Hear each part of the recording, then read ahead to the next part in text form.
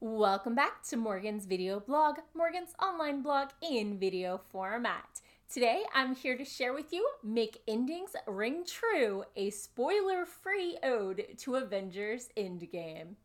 Now, whether you're writing a standalone novel, a 7-book/TV season-long show, or 22 movies long of a franchise, you've got to get the ending right.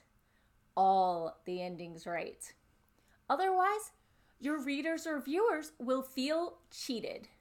So every novel, every episode, every season needs its own arc with a solid ending.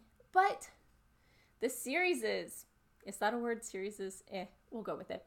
The series that linger in people's hearts and minds are the ones, usually, in which the overarching themes and goals are wrapped up the right way in the last book or episode. Of course, that's not saying you can't set up a new story arc in that last book, episode, movie. What type of ending you need depends, of course, on what type of story you're trying to tell, but you're going to need at least 2 of these ingredients. The 5 ingredients of a satisfying ending. First up, plot goals achieved. Now, this is the easiest, well, for the writer, one to achieve. You've set out to complete a mission and you've achieved it. We're going to get that boy. We're going to find out who sits on the Iron Throne. We're gonna figure out how to defeat whatever big bad the universe has cooked up for us this time. Sometimes there's a twist. Maybe you found out what you thought you wanted isn't satisfying.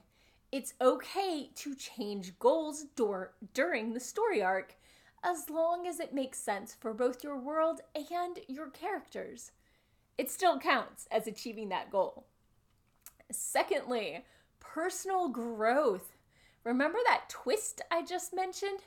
Most stories have at least one character that's going to grow and change.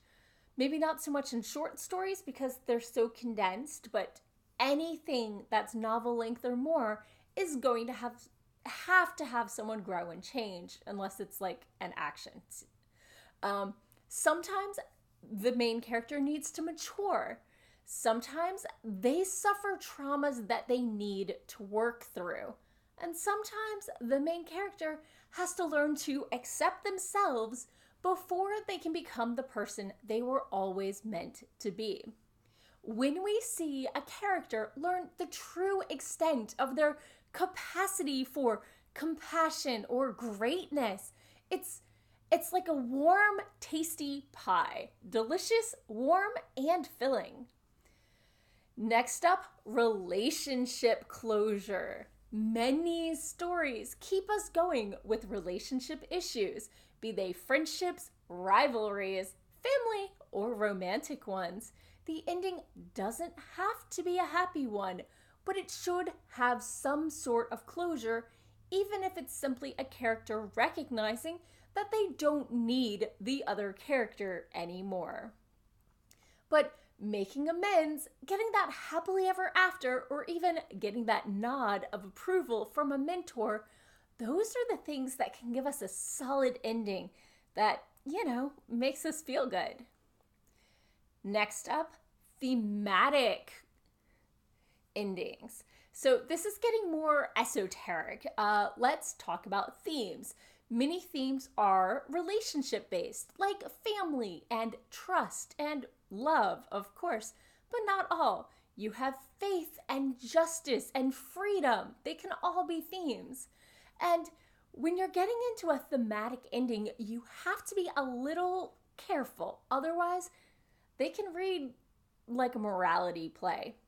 But like Sam on Mount Doom, loyalty and perseverance can pay off. Finally, sacrifice. It's hard to find a good ending without some sort of sacrifice, be it a relationship, time, or blood. The greater the odds, the more the characters have to suffer and pay to achieve the ending. If the success at the end comes too easily, the reader or viewer will feel cheated, like the odds weren't tough enough or the challenges were too easy for the characters, and you should have been telling a different story or starring other characters. Now, sacrifice can be used as a symbol of, well, many things. When Gollum leaps into the lava, we lose Smeagol, who had been fighting so hard to do what was right. When Charlotte of Charlotte's Web passes, it's her gracious way of accepting the inevitability and nature's way of bringing forth a new generation. Sacrifices should follow the theme and rise to the level of the stakes.